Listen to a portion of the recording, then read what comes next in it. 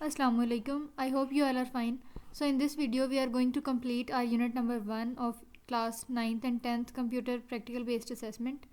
सो जैसा कि आपको पता है कि हमने प्रीवियस वीडियो में क्या किया था कि एक्टिविटी 1 बेसिकली कवर की थी, जिसमें हमने डिफरेंट टाइप्स की इनपुट डिवाइसेस को देखा था. ठीक है, तो आज जो है वो हम फिर से कंटिन्यू करते हैं एंड इंशाल्लाह इस वीडियो में जो है we will cover first chapter.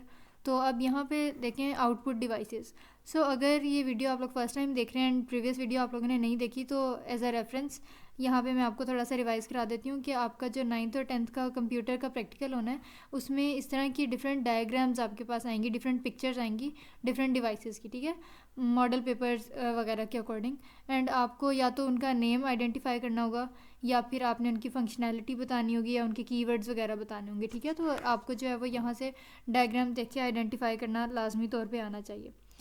तो अब यहाँ पे स्टार्ट करते हैं. अच्छा, यहाँ पे एक बात मैं और क्लियर कर दूँ कि अगर फॉर एग्जांपल यहाँ पे मैंने किसी डिवाइस की फंक्शनैलिटी में थोड़े ज़्यादा फंक्शंस लिखे हुए हैं, तो आप लोगों ने बस इसको एक बार समझ लेना है ताकि पेपर में जो है वो हम उसको प्रोड्यूस कर सकें. अगर एक आधा पॉइंट मिस भी हो जाता है तो खैर है, लेकिन कहने का मकसद है कि आप लोग इसको अच्छे से कवर कर लें और कुछ ना कुछ जो भी आपको पेपर में याद रहे आप उसको वहाँ पर राइट कर सकते हैं. ठीक है. अच्छा, अब सबसे पहले बात करते हैं आउटपुट डिवाइसेस की.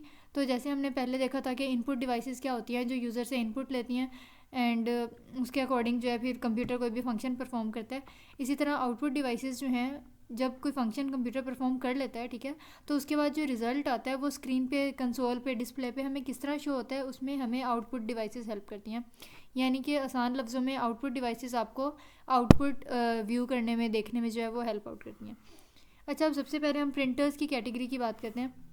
तो ये वाला जो पहला प्रिंटर नज़र आ रहा है आपको, ये डेस्कटॉप प्रिंटर है. ठीक है, एंड इसके फंक्शन क्या हैं कि high resolution text printing, like जो भी अगर टेक्स्ट है या कोई फॉर एग्जांपल बुक है उसको अच्छी क्वालिटी में प्रिंट कराना होता है. या फिर इसी तरह कोई आपके पास कलर्ड डायग्राम है, कोई कलर्ड फ़ोटो है, उसको फिर से जो है वो आपने प्रिंट करवाना है, रिप्रोड्यूस कराना है, तो इसके लिए आपको डेस्कटॉप प्रिंटर चाहिए. ठीक है, डॉक्यूमेंट्स को स्कैन करने के लिए. और अगर जिस तरह एक पेज की दोनों साइड्स पे लिखा होता है तो टू साइडेड प्रिंटर, जो टू साइडेड पेजेस होते हैं, उनकी प्रिंटिंग के लिए भी आपको डेस्कटॉप प्रिंटर हेल्प आउट कर सकता है. अच्छा, नेक्स्ट देखें. अब यहाँ पे देखें इस डिवाइस में प्रिंटर में से एक इमेज प्रिंट होके आ रहा है. सो इसका नाम है photo printer. And photo printer जो है वो क्या करते हैं, वो प्रोड्यूस करते हैं इमेजेस, कौन से, जो ड्यूरेबल होते हैं यानी कि रिलायबल होते हैं और उनकी क्वालिटी जो है वो हाई होती है.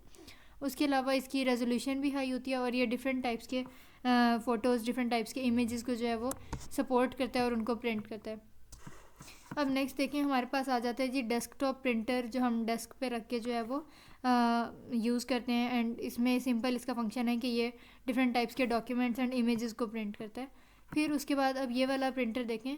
अब जैसे पता चल रहा है कि किसी बंदे ने हाथ में उठाया हुआ है, तो ये पोर्टेबल है. पोर्टेबल मींस जिसको हम एक जगह से दूसरी जगह कैरी करके लेके जा सकते हैं. ठीक है, एंड थर्मल प्रिंटर यानी कि ये हीट का कहीं ना कहीं पे जो है वो यूज़ कर रहा है. तो अब यहाँ पे जैसे देखें कि ये लिखा हुआ है कि ये लेबल्स, बारकोड्स वगैरह को प्रिंट कराने में हेल्प करता है. और दूसरी मज़े की बात की ये कि ये इंक यूज़ नहीं करता. ठीक है, उसके अलावा ऑन द गो प्रिंटिंग यानी कि फ़ौरन से जो है ये प्रिंट करता है. रिसिप्ट्स, लेबल्स, फ़ोटोज़ या नोट्स, इस तरह की चीज़ों को ये प्रिंट करता है.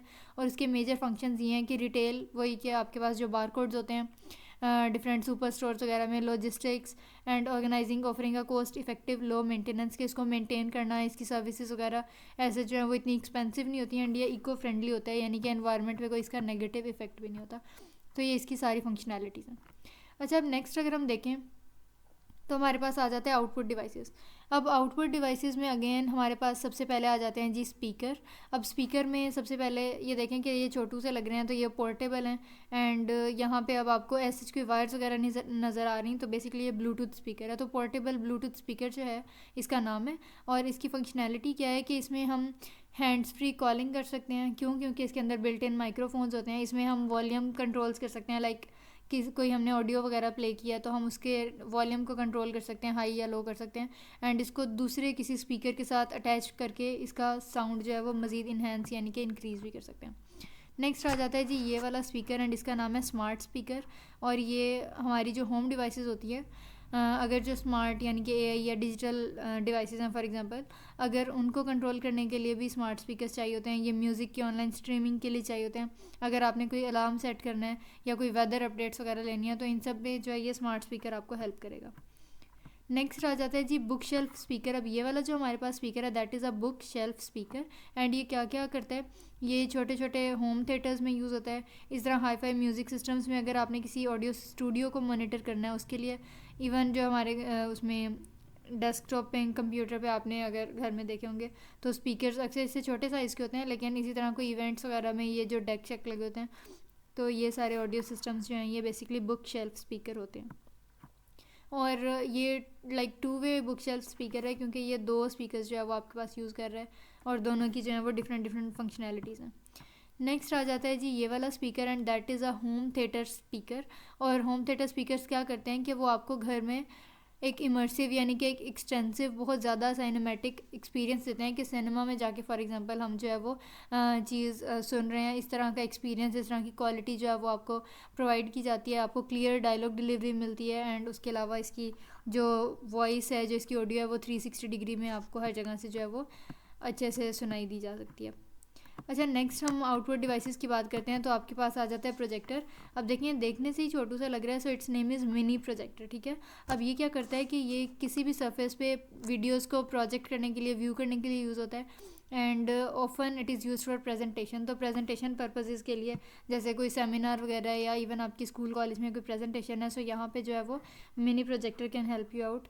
एंड अगेन ये देखने से पता चल रहा है कि पोर्टेबल है एंड ऑल दैट। अच्छा, नेक्स्ट आ जाता है जी ये वाला, ये है हमारे पास multimedia projector and it is crucial यानी कि इंपॉर्टेंट किसके लिए, एजुकेशनल प्रेजेंटेशंस। वही जैसे स्कूल कॉलेज यूनिवर्सिटी में आपने कोई जो है वो प्रेजेंटेशन देनी है तो इसके लिए भी जो है वो आपको क्या चाहिए होगा, इस तरह का प्रोजेक्टर, ठीक है। फिर उसके बाद बिज़नेस मीटिंग्स के लिए, इवन अगर हमने होम में यानी कि आपने अपने घर में एंटरटेनमेंट पर्पज़ के लिए प्रोजेक्टर यूज़ करना है तो ये, और ये क्या करता है कि आपको ब्राइटनेस भी अच्छी देता है एंड रेजोल्यूशन भी। अच्छा जी, अब नेक्स्ट हमारे पास आ जाता है ये वाला प्रोजेक्टर। अब यहाँ पे देखें कि ये ऑडियंस भी बैठी हुई है और वैसे भी पता चल रहा है कि ये वीडियो प्रोजेक्टर है। इसका दूसरा नेम जो है वो हमारे पास मूवी प्रोजेक्टर भी हो सकता है। And cinema, theatres, classrooms and even business की प्रेजेंटेशंस में या होम थिएटर्स में जो है ये प्रोजेक्टर यूज़ होते हैं। नेक्स्ट आ जाता है ये वाला प्रोजेक्टर। अब इसको क्या बोलते हैं, शॉर्ट थ्रो प्रोजेक्टर। और ये लॉन्ग डिस्टेंसेस पे, लार्ज डिस्टेंसेस पे जो है वो कोई चीज़ प्रोजेक्ट अगर करनी होती है तो वहाँ पे यूज़ होता है, ठीक है। या यहाँ पे देखें कि लिखा हुआ है कि किसी भी स्क्रीन साइज़ को जो है वो मैक्सिमाइज़ यानी कि बड़ा करने के लिए यूज़ होता है। और इससे शेडोज़ वगैरह को हम एलिमिनेट करते हैं और इससे हम इंटरटेनमेंट या कोई भी एक पर्पज़ है अगर हमारा प्रोजेक्टर यूज़ करने का तो इसको अच्छे से जो है वो ये परफॉर्म करता है। और इसके अलावा इसमें जो रिवायती यानी कि जो ट्रेडिशनल हमारे आमतौर पे प्रोजेक्टर्स पाए जाते हैं उनके मुकाबले में इसको इंस्टॉल करना भी या इसको मेंटेन करना, इसकी सर्विसेज जो है वो कंपैरेटिवली आसान होती हैं। नेक्स्ट हमारे पास आ जाती हैं जी storage devices and they are very very important from exams point of view. तो सबसे पहले चलते हैं जी हार्ड डिस्क ड्राइव्स की तरफ। तो अभी जो पहली वाली आपको नज़र आ रही है इसके ऊपर लिखा हुआ है जी SSD STD। अब इसका नाम है इंटरनल हार्ड डिस्क। अब इसका क्या नाम है, किसने सॉरी इसकी फंक्शनैलिटी क्या है कि इसने डेटा को परमानेंटली स्टोर करना है। इसने आपके operating system B it Windows या लिनक्स यूनिक्स कोई भी आपका ऑपरेटिंग सिस्टम है उसको लोड करने के लिए, आपके सिस्टम में डिफरेंट तरह की एप्लीकेशंस को स्टोर करने के लिए, सिस्टम कैशिंग या जो वर्चुअल मेमोरी होती है यानी कि जो असल में आपके CPU में होती नहीं है लेकिन लाइक आपको ज़्यादा स्टोरेज प्रोवाइड करने के लिए जो मेमोरी होती है, एंड डेटा को रिट्रीव करने के लिए यानी कि गेन करने के लिए ये इंटरनल हार्ड डिस्क यूज़ होती है। अब ये जो है सिस्टम यूनिट है एंड ये क्या करता है कि अगर आपने ज़्यादा टाइम के लिए, लॉन्ग टर्म के लिए कंप्यूटर में कोई चीज़ स्टोर करनी है तो यहाँ पे ये इसकी फंक्शनैलिटी है। इसके अलावा ये ऑपरेटिंग सिस्टम को होल्ड करता है डिफरेंट टाइप्स की एप्लीकेशंस को, ठीक है। अच्छा जी, अब ये जो है ये commonly used hard disk drive है एंड इसको HDD ड्राइव या सेकेंडरी स्टोरेज डिवाइस बोलते हैं। उसके अलावा इसमें क्या है कि इसकी फंक्शनैलिटी में सबसे मेजर पॉइंट आपके पास आ जाता है कि ये नॉन वॉलेटाइल स्टोरेज प्रोवाइड करती है। अच्छा, वॉलेटाइल स्टोरेज है कि for example if I am using a computer और लैपटॉप एंड सडनली क्या होता है कि पावर, लैपटॉप तो नहीं खैर उसकी चार्जिंग भी चल जाती है, कंप्यूटर फॉर एग्जांपल हम यूज़ करें एंड सडनली आपकी लाइट चली गई तो क्या होगा कि computer will switch off immediately. तो अब जो भी हम डेटा या जिस चीज़ पे भी काम कर रहे थे वो स्टोर नहीं होगा बल्कि वो इवेपोरेट हो जाएगा यानी कि ख़त्म हो जाएगा अगर वो वॉलेटाइल हुआ। लेकिन ये जो हार्ड डिस्क ड्राइव ये वाली है HDD, ये आपको क्योंकि नॉन वॉलेटाइल स्टोरेज प्रोवाइड करती है। सो अगर आप कोई काम कर रहे हैं एंड आपका इस ड्राइव पे यानी कि हार्ड डिस्क ड्राइव पे डेटा स्टोर हो रहा है, तो इवन अगर डायरेक्टली फ़ौरन से अचानक से कंप्यूटर ऑफ हो भी जाए, even then your data will not be lost and आपका जो सारा काम है वो सेव जो है वो पड़ा रहेगा। अच्छा, उसके अलावा ये स्टोरेज आपको ज़्यादा प्रोवाइड करता है and computers, laptops and servers में जो है वो हमारे पास ये HDD यूज़ हो रही होती है, ठीक है।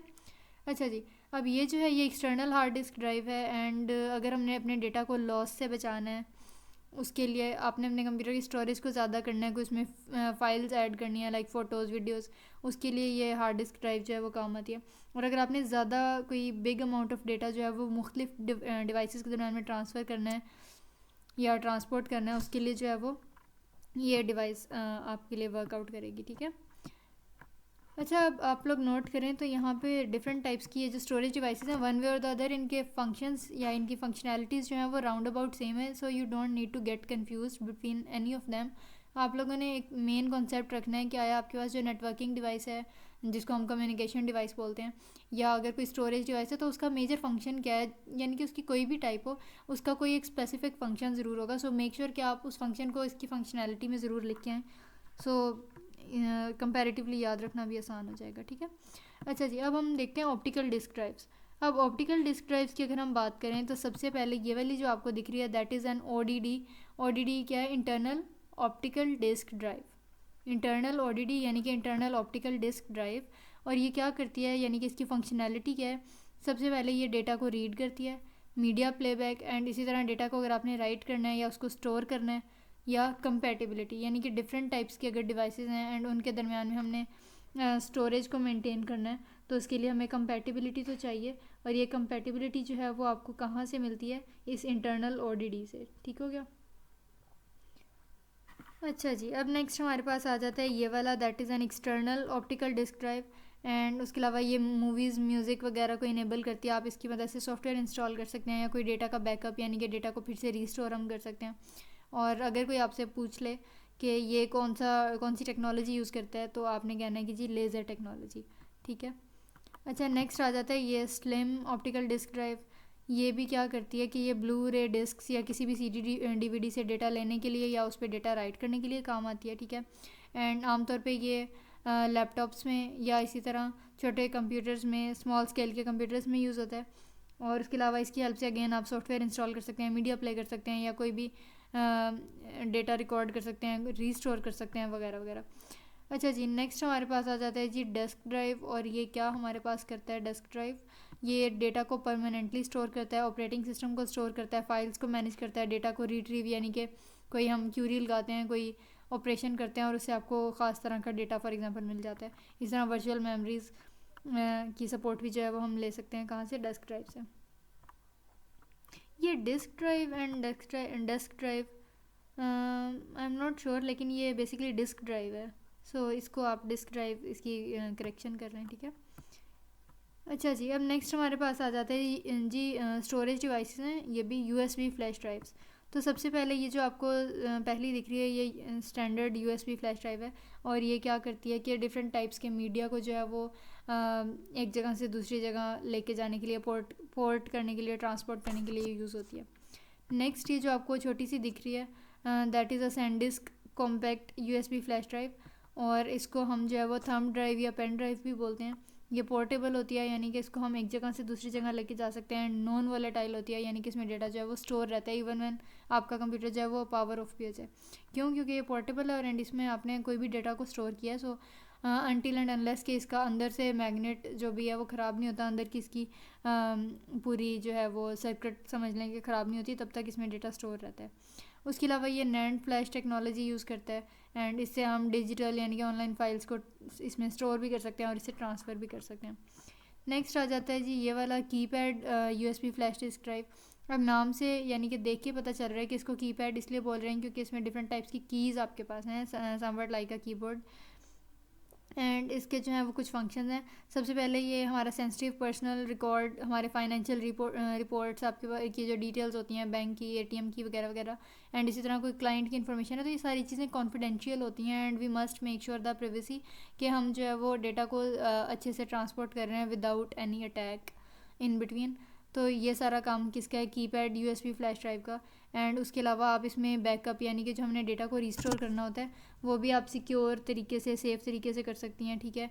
एंड इसी तरह डिफरेंट हॉस्पिटल्स में, लीगल यानी कि ये अदालतों वगैरह में, कोर्ट्स में या फाइनेंशियल इंडस्ट्रीज़ में, इन सब चीज़ों में जो है वो हम ये कीपैड डिस्क ड्राइव यूज़ करते हैं। नेक्स्ट आ जाता है जी नैंड फ्लैश डिस्क ड्राइव। ये भी सेम वही जो मैंने आपको कहा कि एक मेन कैटेगरी होती है and it has a specific function, so all the types will provide that particular functionality. लेकिन थोड़ा सा कॉन्टेक्स्ट डिफरेंट हो जाएगा, यानी कि थोड़ी सी नेचर समझने चेंज हो जाएगी। अच्छा, अब इसका क्या काम है कि जो भी आपके पास डेटा है उसको स्टोर करना है, ट्रांसपोर्ट करना है, ठीक है, एंड बैकअप करना है। और इसमें आपको मज़े की बात है कि मुसलसल आपको पावर सोर्स नहीं चाहिए, यानी कि समझ लें कि ये नॉन वॉलेटाइल है। सो अगर आपने इसको मुसलसल किसी पावर से, किसी बैटरी से फॉर एग्जांपल, या किसी स्विच से डायरेक्ट नहीं भी किया हुआ कनेक्ट, इवन देन हम अपना काम जो है वो स्मूथली परफॉर्म कर सकते हैं। अच्छा जी, नेक्स्ट हमारे पास आ जाते हैं मेमोरी कार्ड्स। अब मेमोरी कार्ड्स क्योंकि वन वे और द अदर ये मेमोरी कार्ड ही हैं, लेकिन यहाँ पे अब क्योंकि हमने इसका स्पेसिफिक नेम लिखना है तो यहाँ पे आपको मेमोरी कार्ड के ऊपर जो इन्फॉर्मेशन मिल रही है, डिटेल मिल रही है, आपने उसको यूज़ कर लेना है। यहाँ पे आप देखें ये सैनडिस्क अल्ट्रा एंड लिखा हुआ है 64 GB, तो इसी का यही नाम बन गया। एंड इसकी फंक्शनैलिटी क्या है कि ज़्यादा कैपेसिटी प्रोवाइड करती है, पोर्टेबल होती है, एंड इसको आप स्मार्टफोन्स जो हमारे एंड्रॉयड फॉर एग्जांपल मोबाइल्स होते हैं, टैब्स, कैमराज एंड जो ड्रोन्स आपने देखे होंगे जो इवेंट्स वगैरह की अक्सर रिकॉर्डिंग कर रहे होते हैं, तो इन सब में जो है वो ये वाला memory card SanDisk ultra 64 GB use होता है। नेक्स्ट आ जाता है जी ये वाला सोनी XQD-G सीरीज़। अब यहाँ पे बेसिकली अगेन मैंने यहाँ डायग्राम से ही देख के बताया, और इसकी भी फंक्शनैलिटी थोड़ी सी चेंज है। अब ये वाला जो आपके पास मेमोरी कार्ड है ये आपको प्रोफेशनल लेवल पे फ़ोटोग्राफी के लिए, वीडियोग्राफी के लिए चाहिए होता है, और इसी तरह ये रिलायबिलिटी मेंटेन करता है, यानी कि ये ट्रस्टेबल है, और उसके अलावा ये हाई एंड डिजिटल कैमराज में यूज़ होता है, ठीक है। नेक्स्ट आ जाता है जी ये वाला मेमोरी कार्ड। अगेन आपने डायग्राम से देखना है, and that is a wise, यानी कि फॉर एग्जांपल कंपनी का नेम है वाइज एडवांस्ड या सी फास्ट 128 GB। अब इसकी फंक्शनैलिटी क्या है कि ये हाई स्पीड है, ड्यूरेबल यानी कि रिलायबल है, ट्रस्टेबल है, एंड ये भी प्रोफेशनल फोटोग्राफी एंड वीडियोग्राफी के लिए यूज़ होता है। और अगेन कैमराज में, कैमरा रिकॉर्डर्स में, कैमकॉर्डर्स जिसको इन शॉर्ट बोलते हैं, एंड ड्रोन्स वगैरह में ये यूज़ होता है। नेक्स्ट आ जाता है जी मेमोरी कार्ड का नेम आपके पास Transcend wifi 32 GB, and again high speed वगैरह प्रोवाइड करता है, 4000 पिक्सल्स पे आपको वीडियो रिकॉर्डिंग देता है, एंड उसके अलावा ज़्यादा आप इससे ऐप स्टोरेज वगैरह कर सकते हैं वगैरह वगैरह, तो इसको आपने एक बार रीड कर लेना है। गेमिंग कंसोल्स में, गेम्स वगैरह में ऑनलाइन ये यूज़ होता है। अच्छा जी, अब लास्ट हमारे पास चल रहा है पोर्ट्स। अब पोर्ट्स में सबसे पहले ये जो आपके पास नॉर्मल स्टैंडर्ड पोर्ट्स हैं, ये डिफरेंट टाइप्स की डिवाइसेस जो हैं कंप्यूटर्स में आपस में कनेक्ट करती हैं। इसी तरह डिफरेंट डिवाइसेस की कम्युनिकेशन यानी कि उनका कांटेक्ट आपस में मेंटेन करती हैं। इसी तरह हम यहाँ से चार्जिंग भी कई चीज़ें कर सकते हैं, फॉर एग्जांपल जो हमारे स्टैंडर्ड चार्जर्स होते हैं, एंड डेटा को भी ट्रांसफ़र करना है, ठीक है। नेक्स्ट आ जाता है जी HDMI, एंड इसका क्या काम है HDMI पोर्ट का, कि ये आपको जो है वो डिजिटल वीडियोज़ एंड ऑडियोज़ को जो है वो ट्रांसफ़र करती है from one device to another, और इसकी ख़ास बात ये है कि सिर्फ ये एक केबल जो है वो यूज़ कर रही होती है। नेक्स्ट आ जाते हैं जी ऑडियो जैक्स। ये अक्सर आप लोगों ने हैंड्स फ्री वगैरह के आगे जो हैं वो देखे होंगे।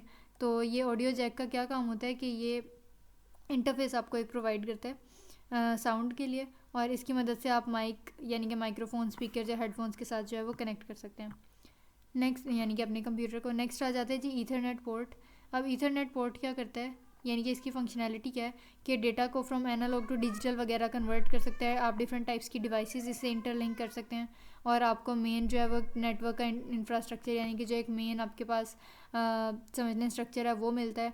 डेटा फास्ट वे से आप ट्रांसफ़र कर सकते हैं, लो लेटेंसी यानी कि इसमें ऐसे जो है वो दरमियान में गैप नहीं आता, डिलेज नहीं आते, ठीक है। नेक्स्ट आ जाता है जी डिस्प्ले पोर्ट।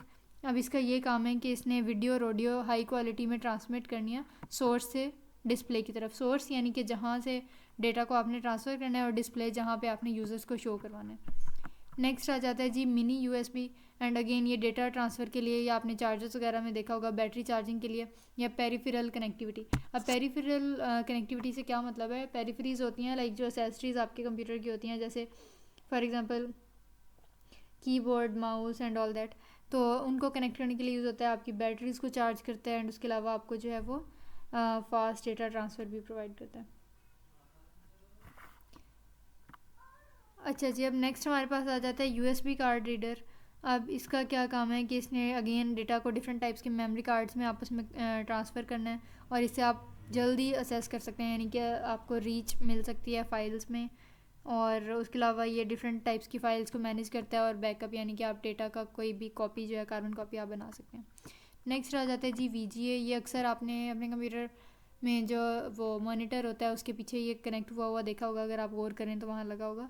तो बेसिकली इसका क्या काम होता है कि इसमें जो है वो अगेन आपने कंप्यूटर, लैपटॉप या इस तरह का कोई भी सर्वर है जैसे मॉनिटर वगैरह या प्रोजेक्टर्स या टेलीविजन्स, अगर उसमें आपने वीडियो सिग्नल्स को ट्रांसमिट करना है उसके लिए आपको जो है वो ये VGA केबल चाहिए होगी। अच्छा, अब हमारे पास आ जाती हैं जी कम्युनिकेशन डिवाइसेस। सबसे पहले आपके पास आ जाता है वायरलेस राउटर। ये सेंट्रल हब या सेंट्रल डिवाइस के तौर पे काम करता है और इसकी मदद से हम डिफरेंट टाइप्स की डिवाइसेस के दरमियान में डेटा को ट्रांसमिट कर सकते हैं वाईफाई के ज़रिए से। ठीक है, राउटर है तो ये वाईफाई को यूज़ करेगा। नेक्स्ट आ जाता है जी हब। अब आप लोगों ने इन डायग्राम्स को गौर से देख लेना है क्योंकि जो वैसे कीबोर्ड वगैरह वो कंपैरेटिवली ईजी थे, लेकिन यहाँ पे आपको थोड़ा सा याद रखना पड़ेगा कि ये कौन सी डिवाइस है। सो ये हब है एंड ये आपको सेंट्रलाइज्ड कनेक्टिविटी प्रोवाइड करती है। इफ़ यू डू रिमेंबर, हम लोगों ने 9th या 10th की कंप्यूटर में जो है वो टोपोलॉजीज़ की थी। तो स्टार टोपोलॉजी में हमने देखा था कि स्टार टोपोलॉजी में आसपास आपके पास नोड्स या डिवाइसेस कनेक्टेड होती हैं and in between their is a central hub. तो बेसिकली ये जो हब है ये आपको सेंट्रलाइज्ड कनेक्टिविटी जो है वो प्रोवाइड करता है। इससे आप डेटा को एक जगह से डिफरेंट डायरेक्शंस में ब्रॉडकास्ट कर सकते हैं। एंड ऐसे हब्स होते हैं जो सिग्नल्स को बार बार रीजनरेट करते हैं ताकि दरमियान में कहीं सिग्नल वीक ना पड़े, लो ना हो, तो इसको एक्टिव हब बोलते हैं। एंड जो आपको एक नेटवर्किंग का सेटअप है इसको ये काफ़ी हद तक सिंप्लीफाई भी कर देता है। नेक्स्ट आ जाती है मोडेम। मोडेम जो है वो मॉड्यूलेशन एंड डीमॉड्यूलेशन करता है। आपको इंटरनेट सर्विस प्रोवाइडर यानी कि जो मेन जहाँ से आपका इंटरनेट आ रहा है वहाँ पे कनेक्ट करवाता है। एंड 2-वे कम्युनिकेशन है from user to server and from server back to the user. Next आ जाता है जी ये दिस इज़ अ स्विच। और अगेन स्विच का काम है कि जी डिफरेंट टाइप्स के मल्टीपल डिवाइसेस को आपस में कनेक्ट करना है किसी एक लैन यानी कि लोकल एरिया नेटवर्क के अंदर रहते हुए। एंड ये डिफरेंट टाइप्स के ईथरनेट केबल्स को यूज़ करता है एंड अगेन ये एक स्मार्ट सेंट्रल हब के तौर पे काम करता है, यानी कि इसके साथ डिफरेंट डिवाइसेस कनेक्टेड होंगी and it will make sure कि जो सारी डिवाइसेस हैं they are able to connect and communicate with each other and transfer data accordingly. So next हो जाता है जी हमारा यूनिट 2। सो कल इंशाल्लाह जो है वो हम इस पर वीडियो बनाएंगे। सो इन 2 वीडियोज़ में आपका यूनिट 1 जो है वो कंप्लीट हो गया। आई होप सो कि मैंने ठीक से यहाँ पे आपकी सारी कन्फ्यूजन्स क्लियर कर दिए। फिर भी अगर आपको कुछ ना समझ आ रहा हो या कोई क्यूरी या कन्फ्यूजन हो, so you can drop a comment and I will answer your question. इसमें अगर कोई भी कन्फ्यूजन हो तो आप पूछ लीजिएगा। See you soon in the next video. Till then खुदा हाफिज़।